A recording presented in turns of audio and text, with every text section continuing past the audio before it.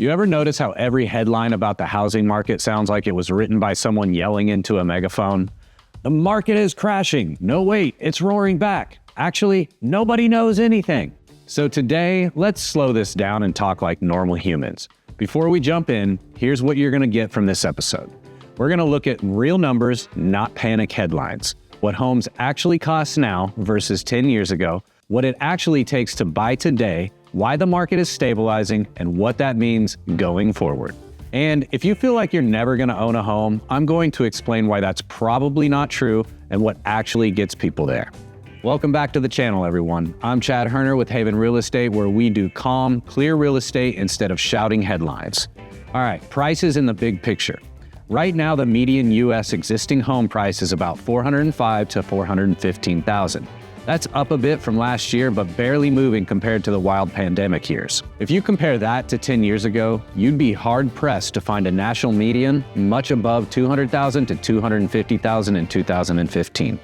Prices have roughly doubled over the last decade. Exact inflation-adjusted history shows huge long-term growth, too. So prices are higher than a decade ago, obviously. But annual growth is now measured in single digits, not screaming headlines. Next, sales volume. Slow, but not dead. 2025's annual existing home sales were about 4.06 million units, which is actually one of the slowest rates in nearly 30 years. The historic norm is more like 5.2 to 5.3 million. That slowdown means less frenzy, more thoughtful decisions, exactly what a stabilizing market feels like. All right, mortgage rates and payments. Mortgage rates have cooled from the pandemic lows in the 2s and 3s to roughly mid-6 range today. That's still high compared to 2020, but lower than the near 7 to 7.5 peak we've seen. Lower rates equals payments easing a bit if prices stay flat. That's one reason some economists expect monthly payments to drop for the first time in years. Okay, home ownership stats. About 65.3% of American households own their home, a percentage that has been historically high compared to several decades in the past. So even with all the affordability talk and the jokes about millennials renting forever, a solid majority of people own their homes. Okay, first-time buyers. They're rare. Only about 21% of sales in 2025 were from first-time buyers. That's a historic low. That's not because they all love rentals. It's because affordability and rates sidelined a lot of new buyers.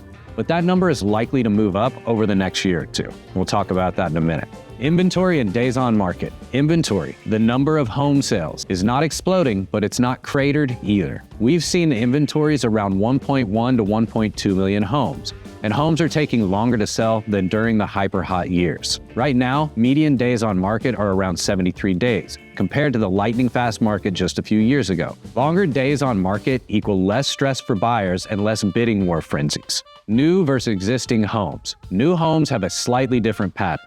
In late 2025, the median price of a new house was about $392,000, which was actually down from earlier in the year. That's one of the few places some price pressure shows up. That isn't a crash. It's more like markets breathing. So is it stabilizing? Yes, but let's define what that means. Prices aren't skyrocketing year over year like they were. Sell volume is slow, but consistent. Mortgage rates are easing, making payments more predictable. Inventory isn't disappearing overnight, and home ownership rates remain solid. That does not feel sexy, but it is what a stabilizing market feels like. A market that doesn't make you wake up in a cold sweat thinking renting might be cheaper tomorrow. Even in a stable market, the long view is still strong. Home prices have grown a lot over the long run. Owning builds equity instead of paying a landlord. Inventory cycles come and go, but ownership gives you choices. Stability isn't boring, it's predictable. And that's how wealth actually gets built. Slower with fewer fireworks. Rates force buyers to calm down. Higher rates didn't kill the market, they filtered it. Only buyers who can actually afford the payments are still shopping. That removes emotional bidding wars and replaces them with math. Less adrenaline, more thinking, fewer I'll figure it out later offers. That alone stabilizes pricing. Number 3, inventory is tight but not frozen. We don't have a flood of homes. We don't have zero homes either. And that's key. Most homeowners have a sub-4 interest rate, so they're not panic selling. But life still happens. Jobs, kids, divorce, downsizing, whatever it may be. So supply trickles instead of floods. That prevents crashes and spikes. Number 4, buyers and sellers are finally speaking the same language. During the frenzy, sellers were living in 2021 and buyers were living in fear. Now both sides are living in reality. Buyers count on inspections. Sellers expect negotiation. Deals close without emotional trauma.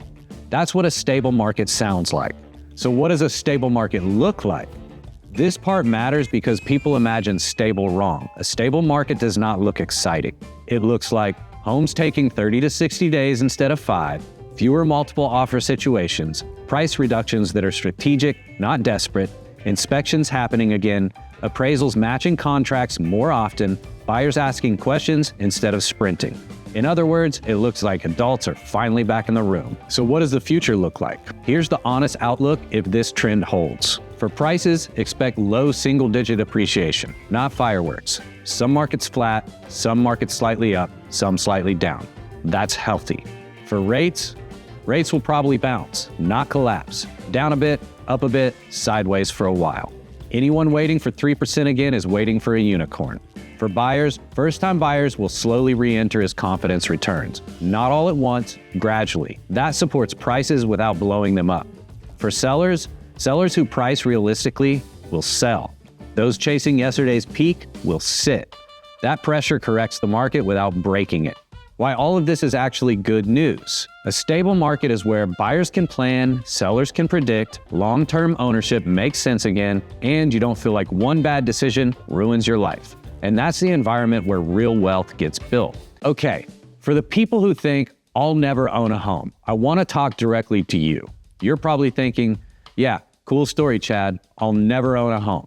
First of all, you're not crazy. Housing got expensive really fast. Rates jumped and social media made it feel like everyone bought at the perfect time except you. But here's the part nobody says out loud. Most homeowners did not buy perfectly. The average first-time buyer today is around 35 to 36 years old, not 25, not fresh out of college with a latte and a dream. And over 90% of homeowners did not put 20% down on their first home. Most people didn't buy their dream house either. They bought a house that worked at the time. Here's the other stat that matters. About 65% of Americans own a home, and you can too. That also means the majority of people you think figured it out probably felt exactly like you do right now at some point. They weren't confident, they didn't feel ready, they just started earlier than they felt comfortable. Owning a home isn't about winning the market, it's about entering it. You don't need the perfect timing. You need a payment that works and a plan that gives you options. And no, buying a home doesn't mean you're stuck forever. It means you stop paying someone else's mortgage while you wait. This market being stable actually helps you. Less panic, more negotiation, more time to think instead of compete. If you can't buy today, that's fine, but don't tell yourself you'll never buy. Most homeowners didn't start ahead, they started imperfect. And 10 years later, they're really glad they did. If you take one thing from this, it's that stability doesn't mean nothing is happening. It means you finally have room to think, plan, and make a smart move instead of a rushed one. If you need help, reach out. I may be in Middle Tennessee, but at Haven, we work with great agents all over the country.